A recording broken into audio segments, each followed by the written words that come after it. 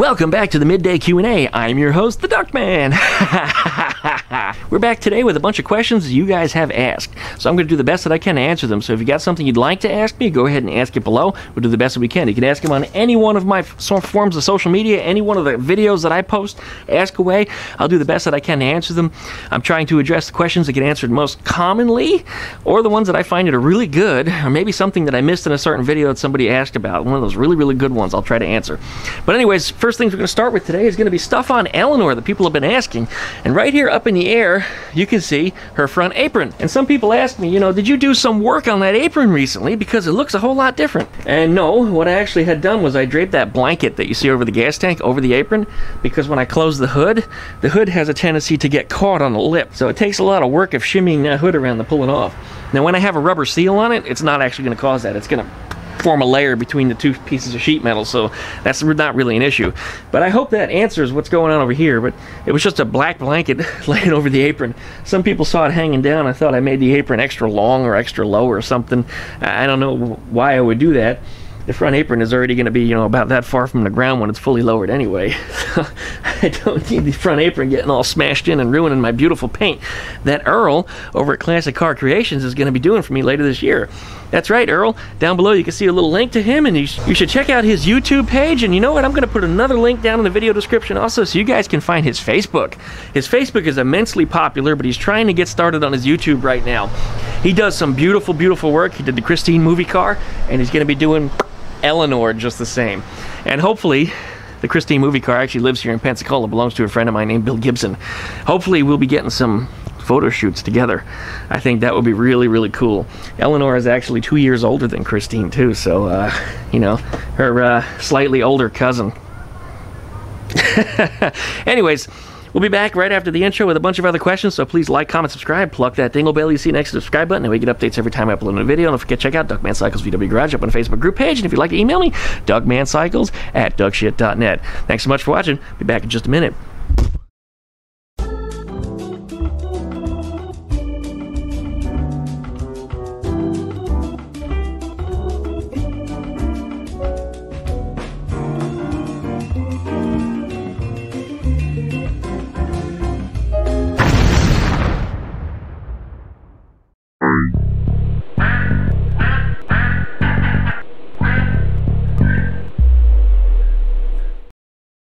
Alright, I got asked a couple times because I'm going to be driving this chassis before I can put the body on it. Just take it for a ride. We're going to test the engine, test the shifting, make sure the brakes and everything work on it. There are some things that I need to finish before I can do that. Currently I need to make sure that the shifter rod is properly bushed and properly coupled in the back, so I'll be replacing some parts on that. It's going to be an upcoming video probably in the next few days. We're going to get around to that. But before I can even get to that, I actually have to make a few adjustments to the rear suspension, because them two little fingers that are in the back there that adjust that rear suspension that I added over the summer last year, I actually have to make an adjustment on that because I didn't index them properly for what I need them to do. So I got to turn the torsion bars in there a little bit, so there's a little bit of work that's involved in that, and we'll be doing that very shortly, coming up in possibly even, you might have already even seen it, but it is coming up soon. Once that's all taken care of, I have to bolt the steering column directly to the steering box, and the steering column has a rag joint on it, and it, just like this notebook, it flexes. It's going to flex on it. So when I put the steering wheel on the shaft, it's just going to fall down, and it can sit in my lap. And I've seen guys do that on YouTube. They just put the steering wheel in their lap and they kind of drive. But the steering wheel gets traction in their lap, so when you're turning this way, the steering wheel is trying to roll over your lap. I'm really not into that. There's a really simple solution to that, and that's to build a simple A-frame and put the steering column right on top of the A-frame and bolt or screw it to the floor pan somehow. It doesn't need to be anything too fancy. You just want to triangulate with the steering column. So 2 legs, steering column forms the 3rd leg, and screw it down to the chassis. Oh, whole bunch of buffalo chicken burps. Screw it down into the chassis and get that formed in that way, so that way the steering column is sturdy and it actually makes it, well, safe to drive. So that is something I do need to work on that I haven't gotten to just yet. But other things in the chassis need work first. I also need to set up those e-brakes. I got to get with my friend Mike, who runs a CNC shop, that's supposed to be cutting me some of the little adapters that are needed to adapt the Volkswagen e-brake cables to the Porsche e-brakes inside the disc. The disc actually has a drum inside of it, and The disc on the outside is actually what you use for your driving brake, but the parking brake is actually on the inside of the disc where it operates like a drum. Why it's separate, I don't know. It's probably a safety thing. On the fastback and even some Mustangs and Hondas and stuff, the e-brake is actually attached to the caliper. And honestly, I like that. I think it's a more efficient method. But, you know, if you do have a brake failure, that's probably why they added the alternative. So, yeah, I still need to do some of that work in there to get that going. Some people ask me, hey, why is your compression so high? You know, you're pushing 150 PSI on one cylinder, and some of the other ones are only a little bit lower than that. It seems like my compression is only, you know, 100 or 110. And 100 or 110 is actually good for an engine that's well broken in and has a number of miles on it. And I don't want to say, you know, a worn out engine, but an engine that's broken in. It's got wear on it. It has been run for some time. That 100 or 110 across all the pistons, even up to 120, you know, is pretty standard for a Volkswagen. But when they're new, you get 130 PSI or more. Your PSI or pressure inside of your cylinder is not necessarily going to go up for a bigger piston. I was asked that a couple times. You put bigger pistons in it, is your compression going to go up? Well, no. Your compression ratio may go up, which is the amount of stroke compared to the amount of space that's inside of that head. There's a mathematic formula on that, and you actually are supposed to measure the volume of your cylinder heads to estimate that. And then what you do is your cylinder barrels, when you attach them to the case, or before you attach them to the case, before you slide them over the pistons, you actually put a spacer on the bottom of it to raise the cylinder up, so that way the piston may not come all the way to the top of that cylinder barrel, thus adding volume to the inside of the head. That will effectively lower your compression ratio. A new noisy car. How about that? Lincoln. Haven't seen that one around before. So anyways, that's compression ratio and how it works. The higher your compression ratio, the higher octane fuel you need. And the reason why you need higher octane fuel is to eliminate pre-ignition or knock. And pinging is not a good thing. You will blow your engine up. In that case, if your compression ratio is too high, it will run extremely hot. And you start blowing holes through pistons and frying exhaust valves and things that are just stuff you don't want to experience. So generally on these engines, you keep the compression ratio low or low enough. Sometimes on some of the higher lift or longer duration cams, you actually have to up the compression ratio, because what happens is you get some blow-by. You know, some of the exhaust will overlap with the intake and there'll be a little bit of transition, so you lose a little bit of volume. Therefore, you would up your compression ratio as a result. Do I like water-cooled Volkswagens? No. Sorry, you guys that have them. They're not for me. They're not for me. Just water-cooled Volkswagens, to me, I consider them modern cars. And even going back to the Rabbits that were made in the early 70s first, that came first, I still consider that a modern car. They're not like the older air-cooled Volkswagens. They lack a lot of the charm. They're an absolute wiring nightmare. Anybody with a modern Volkswagen will tell you this. You know, I mean, everything from the engine doesn't work right, transmission doesn't shift correctly, or the damn dome light isn't working correctly. What's wrong? It's always in the wiring on these Volkswagens, and I'm just not interested in that. I'm just not. They're not particularly known for making really good cars. They just aren't, and they're kind of expensive, and they're just not for me. Not my style. There's a certain unique subculture that may say otherwise, but I don't participate in that.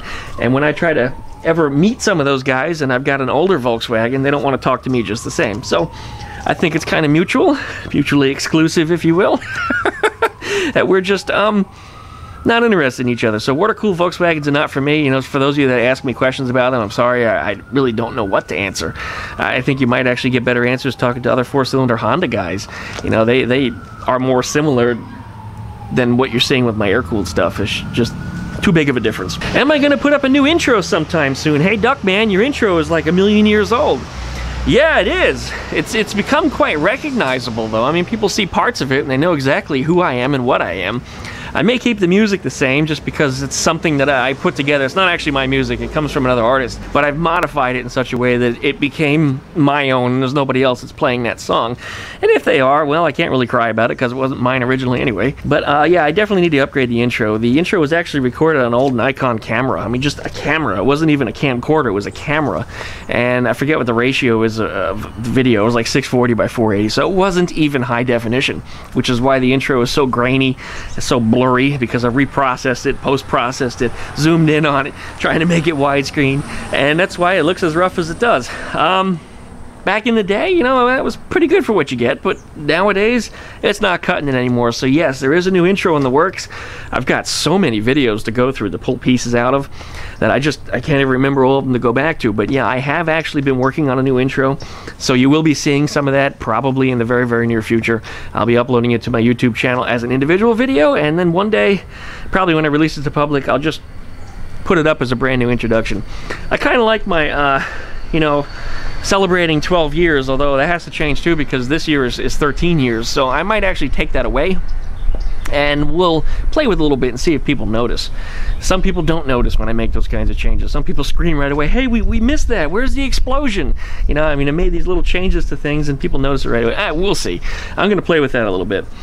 Okay, what else we got here on this list? Some people asked what size belt is on Eleanore over here. Let's go ahead and grab the camcorder and get a closer look. Okay, so what kind of belt goes down here in Eleanore? And the answer is it's an 11mm by 912.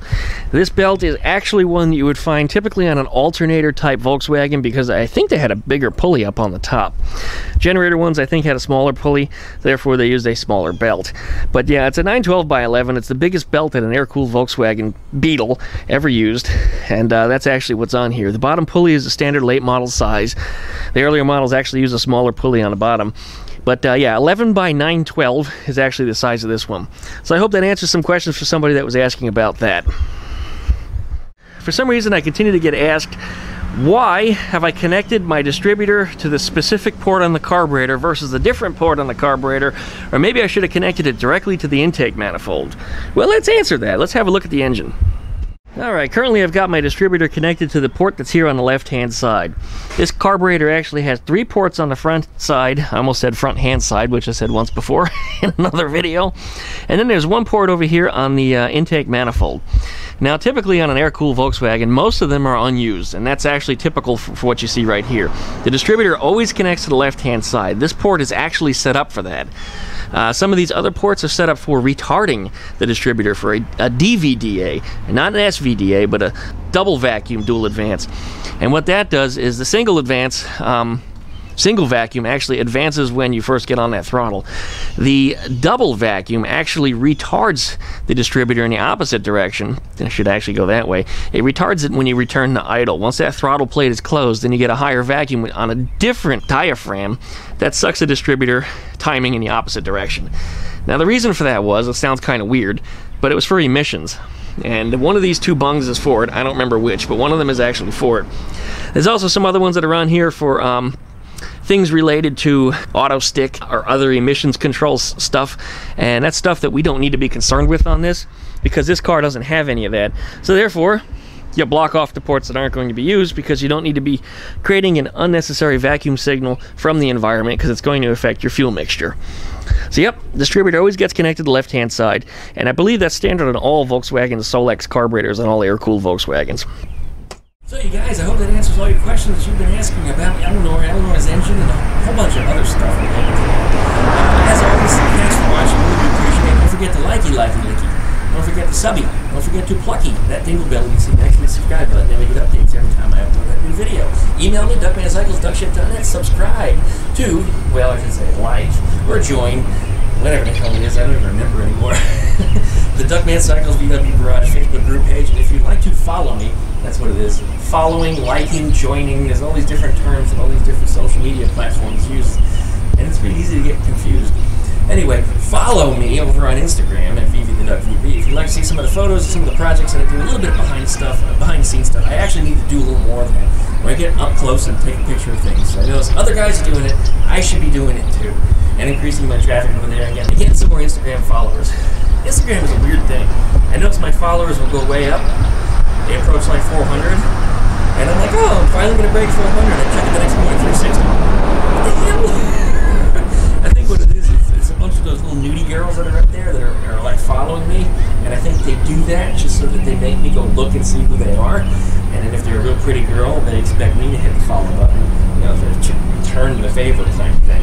And if I don't, or even if I do, I think you just go back and unfollow. I don't want to see him anyway. I don't know what to make of that. Anyways, thanks you guys for watching. Really appreciate it. We'll be back tonight. Or maybe it's already been up already. Working on Eleanore. Thanks so much for watching.